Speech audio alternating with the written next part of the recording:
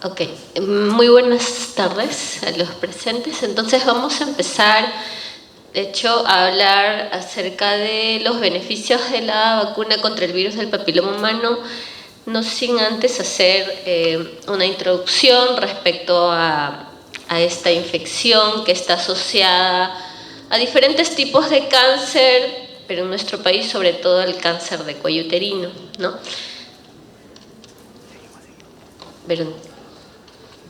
Ok, entonces tenemos que la infección por el virus del papiloma humano, para empezar, es una infección que se adquiere por el contacto sexual, ¿no? Una vez iniciada la vida sexual, tenemos el riesgo de adquirir esta infección.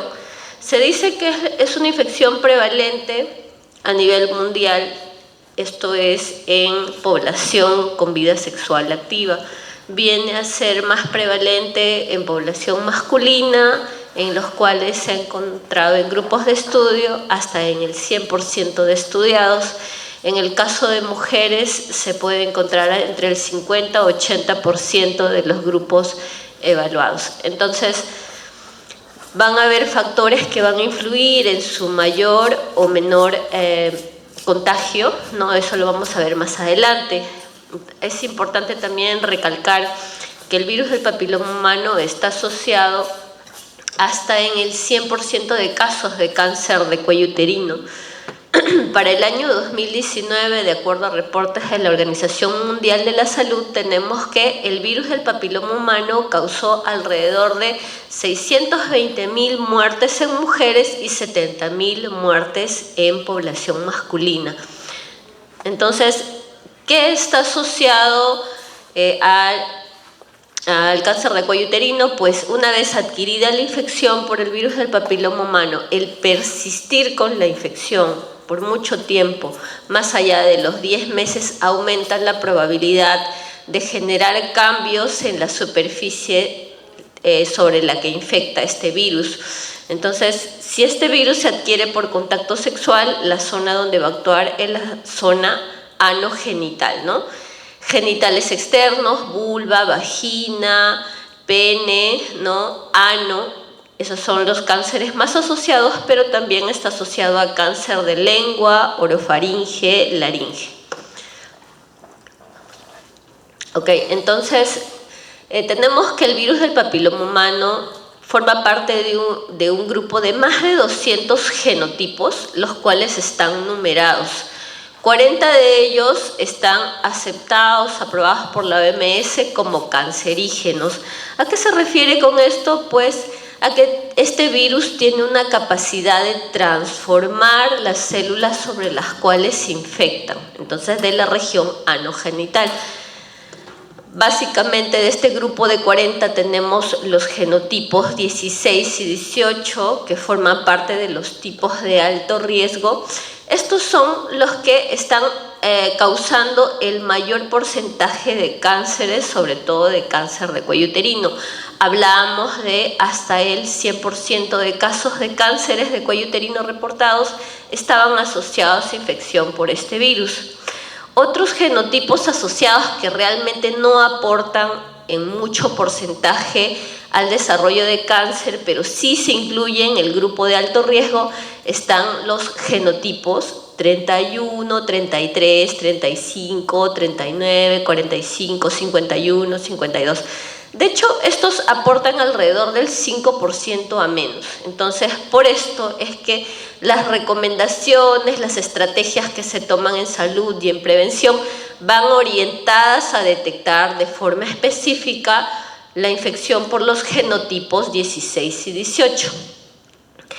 Tenemos el otro grupo que son de bajo riesgo, está representados por los genotipos 6 y 11. Estos no están asociados a cáncer de cuello uterino, pero sí están asociados a desarrollo de verruga genital, ¿no? Entonces, la verruga genital vienen a ser lesiones, como dice su nombre, verrugosas, que aparecen en la región genital, pero esto no se asocia a cáncer, ¿no? La verruga genital viene a ser lesiones que aparecen por infección por estos tipos de virus de papiloma, pero son tratados de forma local, ¿no? Con crioterapia u otros tratamientos locales, pero no están asociados a cáncer, hay que tener en claro eso. Muy bien, entonces, muy importante y claro resaltar de que cuando se hace la evaluación de los genotipos asociados a cáncer de cuello uterino, de acuerdo al tipo histológico, dentro de todos los cánceres hay tipos histológicos, ¿no? ¿A qué se refiere? Características propias dentro del mismo tipo de cáncer, características celulares propias que los dividen en grupos. Eso se refiere a las características histológicas.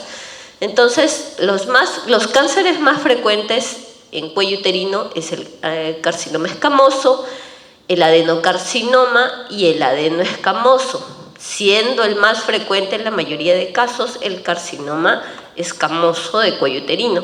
Entonces, se buscó evaluar la asociación de acuerdo a genotipo y sí se demuestra de esta forma que los genotipos 16 y 18 que están de coloración azul y verde forman parte de la mayor cantidad de casos, incluso entre los 3 tipos histológicos más frecuentes. Entonces, demostrándose una vez más por qué la importancia de identificar estos genotipos en la infección por el virus del papiloma humano.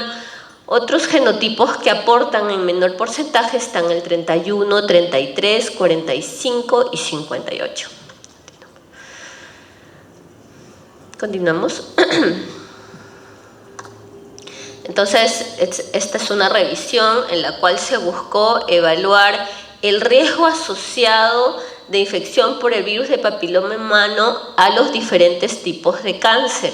Entonces, se evaluó a nivel de los 5 continentes, ¿no?, en todos los países, y se evidenció que el virus del papiloma humano estaba asociado al 4.5% de total de cánceres a nivel mundial, ¿no?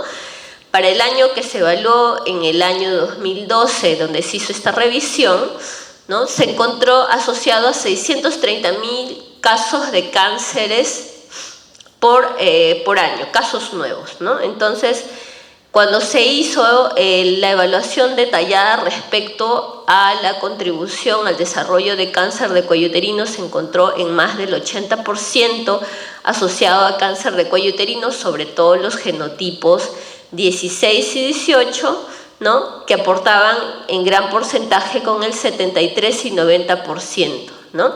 Entonces, para esto, la vacunación representa una herramienta muy importante, ¿no?, ya que se ha visto y se ha demostrado con mucha evidencia la asociación del virus del papiloma humano a desarrollo de cáncer de cuello uterino. La vacunación lo que busca es disminuir, proteger al paciente de desarrollar las lesiones que van a llevar en consecuencia, si no se tratan, a desarrollar cáncer de cuello uterino.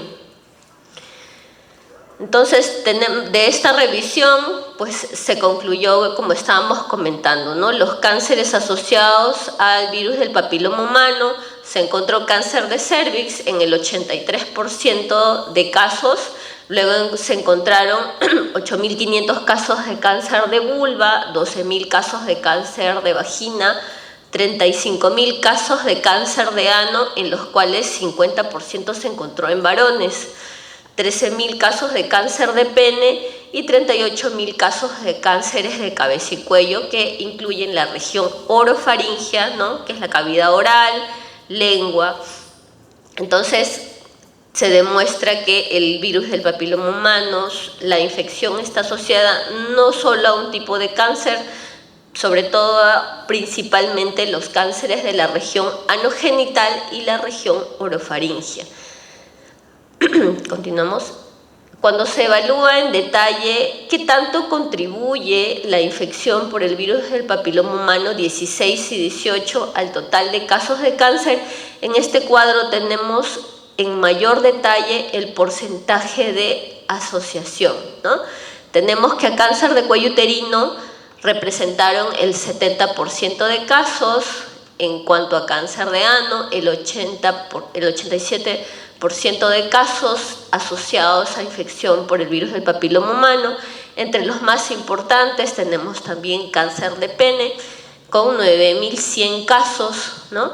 Cáncer de vagina, con 6.200 casos. Estos asociados a infección por el virus del papiloma humano 16 y 18, todos ellos más allá del 60%, ¿no? Entonces, esto es una forma de evidenciar cómo la infección por el virus del papiloma realmente se demuestra, ¿no?, su asociación y a mayor riesgo de desarrollo de cánceres de la región anogenital.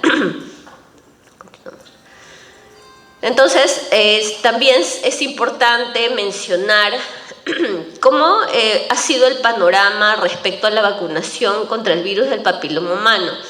Con motivo de la pandemia por el coronavirus por el año 2021, ¿no?, se busca hacer una evaluación de cómo se encontraba el estado de la vacunación, ¿no? Antes de que se declarara la pandemia por el coronavirus, se encontró que menos del 30% de países con ingresos bajos a medios habían introducido la vacuna contra el virus del papiloma humano dentro de su esquema de vacunación, siendo ya una herramienta estándar en prevención en más del 85% de países de ingresos altos. Entonces, es alarmante la diferencia, lo que nos demuestra que no se está llegando a la cobertura necesaria para poder realmente influir en las estadísticas de incidencia y mortalidad de casos de cánceres asociados.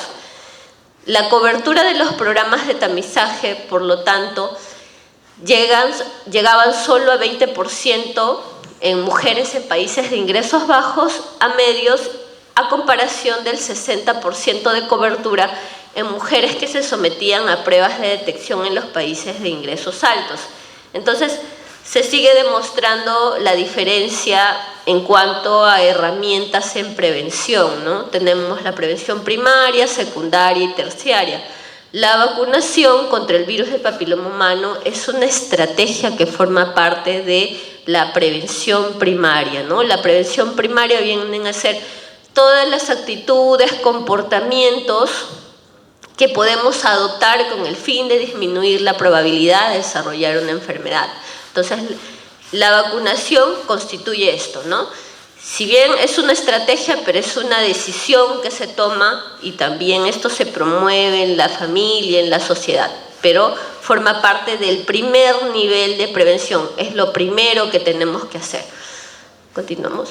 Entonces, se evaluó en nuestro país cuál era la situación, ¿no?, ya durante la pandemia por el coronavirus, cómo se estuvo desarrollando la vacunación contra la COVID y contra el virus del papiloma humano. Pues esto fue muy alarmante, los resultados que se obtuvieron, ¿no? Durante ese periodo, solo 10% de niñas habían recibido la primera dosis de la vacuna contra el virus del papiloma humano durante la pandemia. De acuerdo a reportajes de la Dirección General de Epidemiología y Estadística, pues se reportaban que antes de la declaración de la pandemia por el COVID, la cobertura llegó al 80%. Las regiones que representaban el nivel más bajo de cobertura de la primera dosis contra el virus del papiloma humano estaban Ucayali con 1.8%, Puno 3.7%, Ica 4.3%, San Martín y Moquegua correspondientemente con el 4%, para lo cual se adoptó una estrategia, ¿no?, la coadministración de la vacunación contra la COVID y contra el virus del papiloma humano en la población objetivo, que eran las niñas entre los 9 y 14 años. Se buscaba explicar y demostrar a la población que no había interferencia una con la otra, porque ese es el miedo, ¿no?, de que pueda haber interferencia. Realmente no hay interferencia, porque los mecanismos de acción, los lugares donde actúa, son distintos. Entonces no hay efectos adversos de la coadministración, ¿no? Entonces, tenemos que la vacuna contra la COVID, hay que tener en claro, no es la aplicación de virus vivos atenuados como pasa con algunas vacunas, como la triple viral y otras vacunas. La vacuna contra el virus del papiloma humano, de hecho, es obtenida por ingeniería recombinante. ¿Qué es esto? Se usa tecnología, ¿no?, para copiar la estructura molecular del virus con el fin de hacer una copia obtenida por ingeniería genética, y de esta forma, al aplicar la vacuna, estimula a nuestro organismo a generar respuestas de defensa, simulando, ¿no?, que estamos presentes, estamos infectados, pero es una simulación que hace que nuestro cuerpo genere respuestas de preparación ante esta infección. Pero hay que tener en claro que la aplicación de la vacuna contra el virus del papiloma humano no nos están aplicando el virus, son copias obtenidas por ingeniería, que no nos va a causar enfermedad. Lo que busca es generar la respuesta en consecuencia, que viene a ser el mismo mecanismo que sucede cuando nos enfrentamos a una infección. Por ejemplo, si nos adquirimos el virus de la gripe, por ejemplo, nuestro organismo genera respuesta, la fiebre, el malestar, todo eso es un mecanismo de respuesta. Entonces, en cuanto a la vacuna contra el virus de papiloma humano, el objetivo es eso, buscar la respuesta, estimular a nuestro cuerpo que prepare la respuesta, con el fin de que si nos volvemos a presentar ante una real infección, nuestro cuerpo ya está preparado, ¿no?, ya generó respuesta, ya no le va a sorprender la infección, sino va a tener anticuerpos, se llama, preparados para responder a la infección y evitar que genere el mismo daño a que si no estuviera preparado en los lugares donde actúa, que es la región anogenital. Bueno, tenemos aquí un gráfico en el cual para el año 2020 se evalúa a nivel mundial, sobre todo Latinoamérica y Norteamérica, cómo es que se ha ido implementando la vacunación. Podemos ver que la vacunación en diferentes países se ha empezado a implementar desde el año 2006, como fue en Estados Unidos, luego de su aprobación por la FDA. En nuestro país sucede un panorama distinto, ¿no? Tenemos que, antes de que pueda ser introducida la vacuna, pues se ha realizado un programa piloto para evaluar primero la adherencia y, como segundo punto, los efectos adversos en nuestra población. Continúo.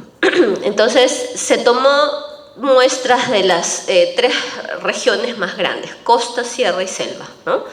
Se tomó población de Piura, Ayacucho, Ucayali, ¿no?, niñas entre 9 a 14 años, que fueron alrededor de 5.788 niñas.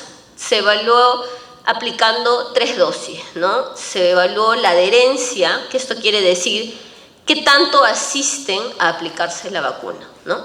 La adherencia a la primera dosis superaba el 80%, con la tercera dosis también.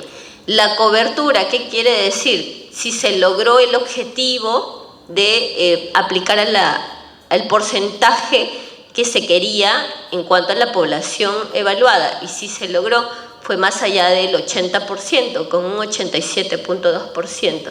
Entonces, con esto se concluye que la aplicación de la vacuna sí es aceptable por la población. Y en cuanto a los efectos adversos, siguiente por favor, pues no se encontró efectos adversos graves, ¿no? Los efectos adversos que se encontraron pues fueron leves y locales: calor, leve dolor en la zona, un poco de malestar general, puede haber incluso cefalea, pero no se ha encontrado en nuestra población efectos adversos. Con esto también se busca demostrar y contrarrestar el miedo que se tiene ante la aplicación de las vacunas, ¿no? La aplicación de la vacuna contra el virus del papiloma humano no va a causar enfermedad grave en nuestra población. Hay que tener en claro que la aplicación de las vacunas los efectos adversos se van a evidenciar de acuerdo a la población donde se aplica, ¿no? Depende mucho la procedencia, hay factores genéticos asociados, respuestas inmunes asociadas incluso a la raza, a la procedencia. En nuestro caso, con este estudio piloto, se demostró que no hay efectos adversos graves en nuestra población. Continuamos. Para el año 2011 se incorpora la vacuna contra el virus del papiloma humano como parte del esquema nacional de vacunación en nuestro país, ¿no? Inicialmente se aprueban 3 dosis a los 0, 2 y 6 meses. La recomendación era la vacunación para niñas entre los 10 y antes de los 15 años. Posteriormente, para el año 2019 se establece una modificatoria. Inicialmente esta estrategia era dirigida a niñas que estaban estudiando, pero se evidenció de que había población infantil que no estaba estudiando. Entonces, para el año 2019 se publica una resolución en la cual la cobertura se amplía para niñas que no están estudiando, ¿no? Y se establece un límite respecto a la edad, ¿no? Niñas de 9 años hasta los 13, 11 meses y 29 días, antes de cumplir los 14. Además, se amplió la cobertura a mujeres que vivían con VIH, menores de 20 años, con controles, ¿no? Con prueba molecular BPH negativo, podían recibir la vacunación si su estado inmunológico estaba adecuado, tenía buena respuesta, porque en cuanto a las personas que viven con VIH, pues siempre se está vigilando su respuesta inmune, porque llega un momento en que su respuesta inmune es tan pobre que incluso la aplicación de la vacuna les puede causar enfermedad grave y morir, ¿no? Entonces, para el año 2019, si bien la dosis inicial para el año 2011 eran 3, para el año 2019 se establecen la modificatoria a 2 dosis, 0 y 6 meses para niñas entre 9 y 14 años y 3 dosis para población entre los 15 y 26 años y eran los 0, 2 y 6 meses. Continuamos. Bueno, entonces habíamos hablado respecto a la infección por el virus del papiloma humano. Este se adquiere por contacto sexual, ¿no? No quiere decir que toda acción durante el coito deba en consecuencia uno adquirir el virus del papiloma humano. Esa es la forma como se adquiere, esto no siempre pasa. Hay factores que van a contribuir al mayor riesgo de poder infectarnos, ahora lo vamos a ver. Hay que tener en claro que la mayoría de las infecciones por el virus del papiloma humano son transitorias. Estas se resuelven como se resuelven las enfermedades virales cuando las adquirimos, ¿no? Por ejemplo, el virus de la gripe, cuando lo adquirimos, nos dura 2 días, 3 días a lo mucho. En cuanto a la infección por el virus del papiloma humano, lo que se ha visto y lo que se espera es que la infección se resuelva en el plazo de 6 meses. Entonces, cuando la infección se llega a demostrar más allá de los 10 meses o 18 meses, sobre todo es el punto de corte, se habla de persistencia. ¿Y cómo se demuestra la presencia de la infección del virus del papiloma humano? Esto hay que tener en claro, con una prueba molecular. El Papa Nicolau ni la colposcopía demuestran infección por el virus del papiloma humano, solo las pruebas moleculares. PCR, test de COVAS, pero Papa Nicolau y colposcopía no. Esto es una consulta bastante frecuente en la población, así que hay que tener en claro. Para que nos hablen de infección, tienen que hacernos una prueba molecular, si no, no tenemos la infección. ¿Correcto? Y lo más ideal es que sea genotipificada, porque ya hemos visto que los genotipos 16 y 18 son los que realmente nos importan, ¿no? Porque están los más asociados a cáncer de cuello uterino y los demás tipos de cánceres que son de importancia. Entonces, el que la infección se demuestre más allá de los 18 meses, pues sí, esto aumenta la probabilidad que nosotros desarrollemos las lesiones muy comúnmente conocidas, habrán escuchado como NIC o LIE, ¿no? Esto se informa en los estudios de informe citológico del Papa Nicolau o las biopsias, ¿no? Entonces, el que tengamos la infección por el virus del papiloma humano más allá de los 18 meses aumenta la posibilidad que en la región anogenital hayan cambios en las zonas donde ha infectado el virus. Pero si normalmente nosotros tenemos un sistema inmune competente, tenemos un estado nutricional adecuado, nos alimentamos saludablemente, no consumimos tabaco, no tenemos otras enfermedades que hagan que nuestro sistema inmune se deprima, pues sí, nuestro cuerpo va a hacer frente a la infección y se va a eliminar en el periodo mencionado. Pero si hay enfermedades concomitantes, sobre todo enfermedades que suprimen la respuesta inmunitaria, porque tiene que haber una respuesta ante la infección, enfermedades como la diabetes, el lupus, el VIH, ¿no? El SIDA, cáncer, o estemos tomando medicación, corticoides, ¿no? Por ejemplo, en las enfermedades reumatológicas, muchos se indican los corticoides. En estos casos, pues la respuesta de nuestro sistema inmune está suprimida. Entonces, si nos exponemos a la infección, tenemos más probabilidad de que el virus genere cambios en la zona donde está actuando. Entonces, por eso, además de adoptar las estrategias de prevención, también es importante siempre acudirnos a hacer evaluaciones médicas de forma periódica. Ok, entonces hablábamos, la anterior, por favor. La sola infección por el virus del papiloma humano no es suficiente para causar enfermedad. Hablábamos de otros factores, ¿no? El consumo de tabaco, el mal estado nutricional, el tener más allá de 2 hijos, la multiparidad, el uso de anticonceptivos orales por más de 10 años, más de 5 a 10 años, el bajo nivel socioeconómico, bajo nivel educativo, son factores más que nada socioeconómicos que van asociados a la pobre educación, la pobre información respecto a la enfermedad, ¿no? El pobre acceso a salud, esto es muy importante, ¿no? El no tener un establecimiento de salud cercano a donde consultar, el que no exista el servicio al cual acceder también contribuye a que nosotros, si adquirimos la infección, no se detecte y por lo tanto no se trate las lesiones asociadas a la infección. Siguiente. Entonces, la vacunación contra el virus del papiloma humano forma parte de las 3 estrategias que adoptó la Organización Mundial de la Salud en consenso el año 2018, siendo una de las más importantes en la cual el objetivo es buscar la vacunación en el 90% de la población objetivo, ¿no? ¿Qué quiere decir? Si tenemos 100 niñas en nuestra jurisdicción, 90 de ellas entre los 9 y 14 años deben ser vacunadas contra la COVID, contra el virus del papiloma humano. Ahora, en nuestro país, recién desde el año 2022, de noviembre del 2022, se ha adoptado la estrategia de vacunar también a los niños, así que los niños también se deben de vacunar.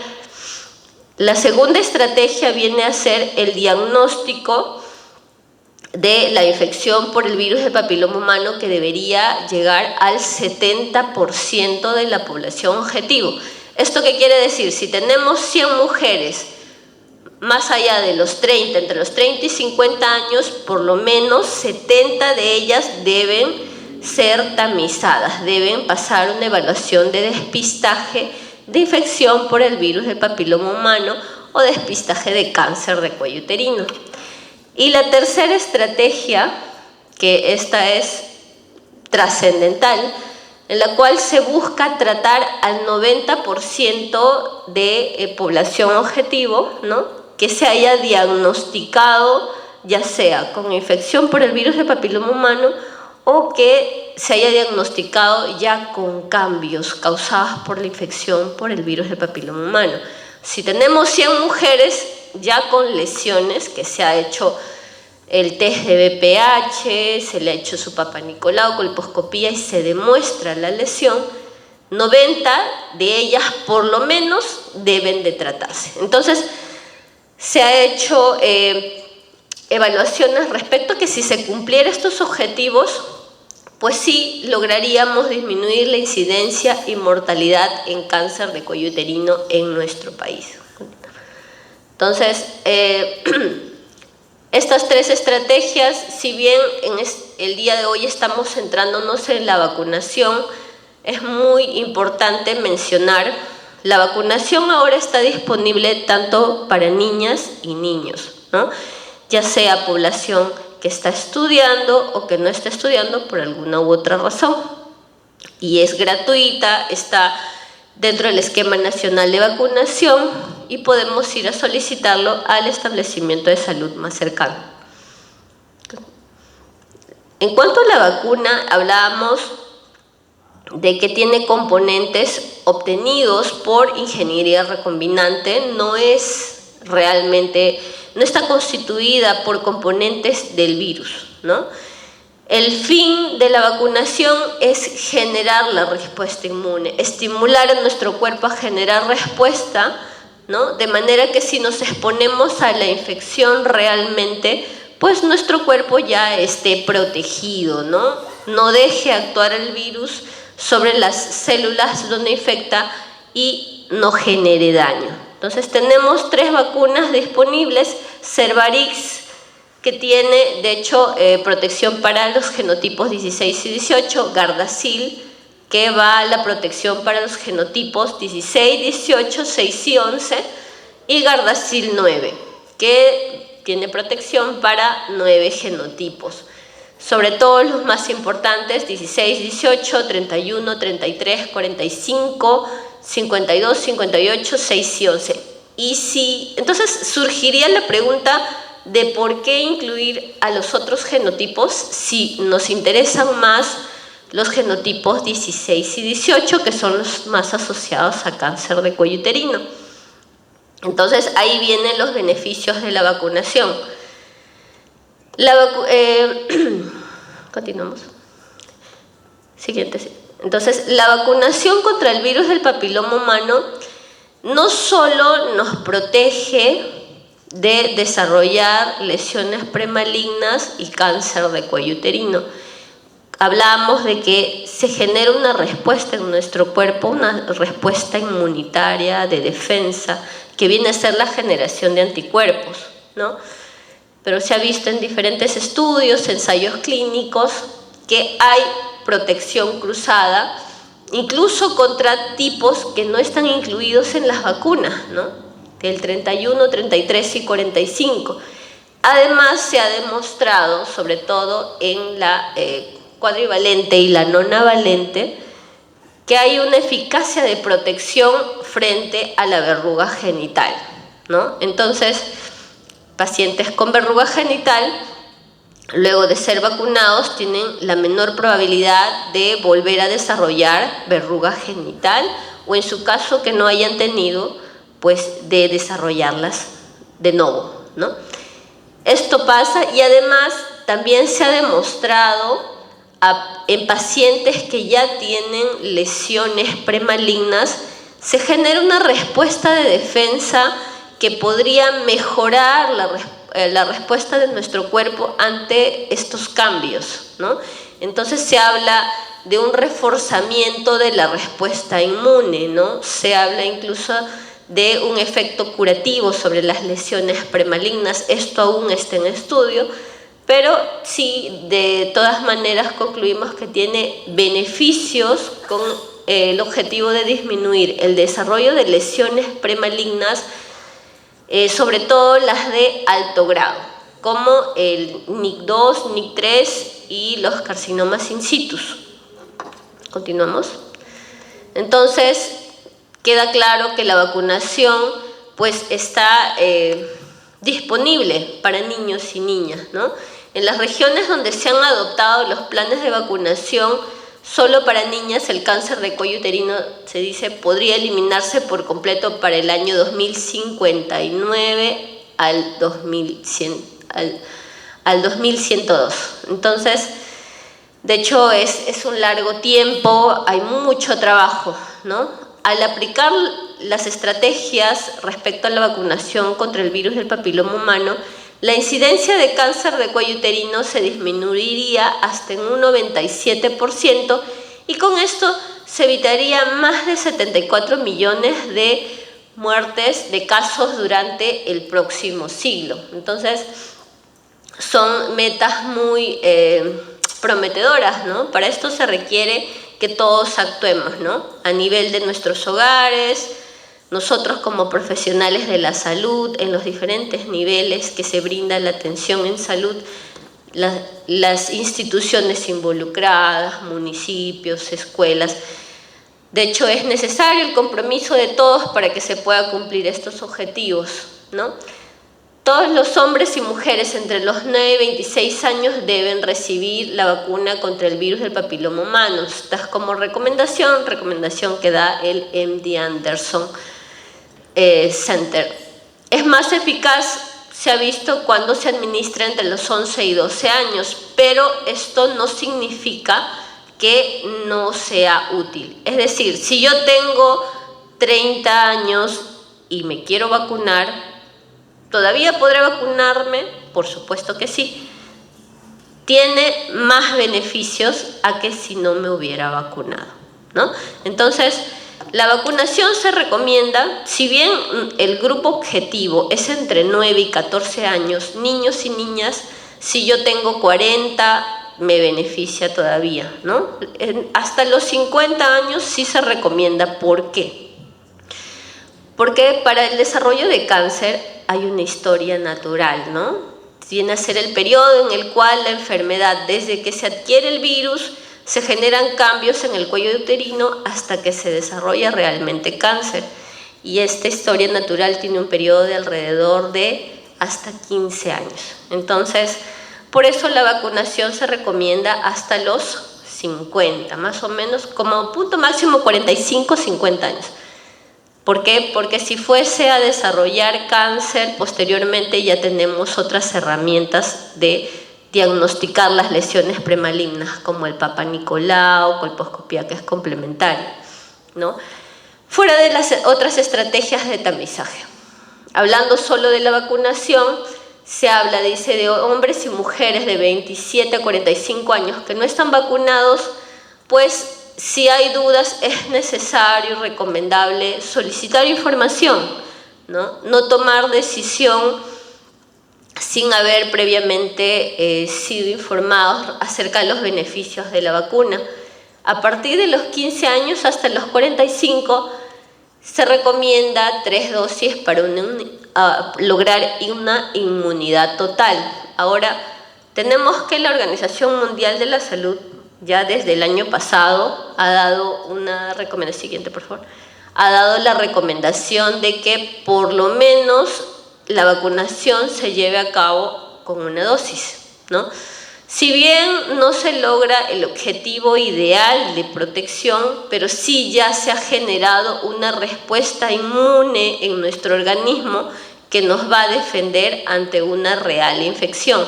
Entonces, si me he vacunado y me he vacunado una sola vez, ¿estoy protegida? Sí está protegida, la protección llega alrededor de hasta el 70%. Es mayor si yo recibo 2 dosis, ¿no? O 3, porque nos protege por mayor tiempo. Pero si he recibido una sola dosis, ¿estoy protegida? Sí me protege también. Ok, otra de las recomendaciones es muy importante aclarar. En gestantes no se recomienda la vacunación porque la gestación es un estado en el cual el sistema inmunitario está deprimido, ¿no? Entonces no se ha hecho estudios en gestantes para demostrar la eficacia, los beneficios, porque es muy riesgoso, es atentar contra la vida de la madre y el niño. Entonces lo que se recomienda en gestantes es postergar la vacunación posterior al parto. Ok, entonces tenemos que el tamizaje en mujeres posterior a la vacunación, pues hay un nuevo escenario al cual nos enfrentamos, ¿no? ¿Cómo va a realizarse el tamizaje en población vacunada contra el virus del papiloma humano?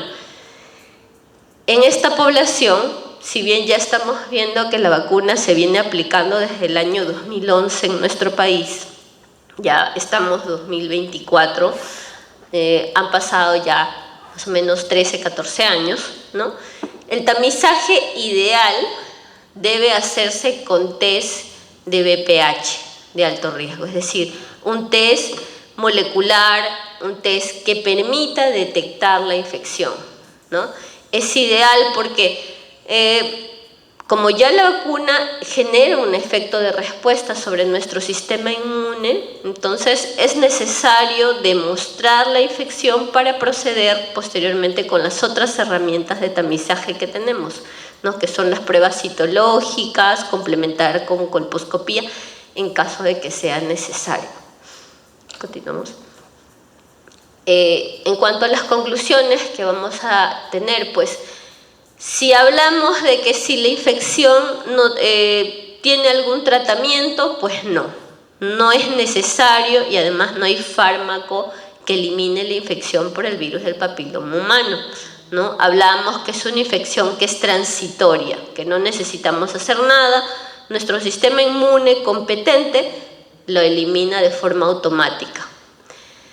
No hay estudios que demuestren la infección por el virus de papiloma humano en otras partes del cuerpo. Esto hace referencia a que el virus tiene predilección por el epitelio de las superficies donde infecta, ¿no? La piel, tenemos la región anogenital y las mucosas de las zonas donde actúa, que es en la vagina y la región del ano. La vacuna contra el virus del papiloma humano es una vacuna segura y eficaz para la prevención del cáncer. Ya hemos visto, de acuerdo a la evidencia, incluso estudios que se han hecho en nuestra población, en los cuales se ha demostrado que no hay efectos secundarios adversos, lamentables, así que no hay por qué tener miedo a la vacunación. Realmente vamos a tener más beneficios que efectos que realmente fueran a ser perjudiciales a nuestra salud, pues no se ha demostrado. Esa es toda la información que les vengo a traer el día de hoy. Muchas gracias por su atención y estoy atenta a las preguntas.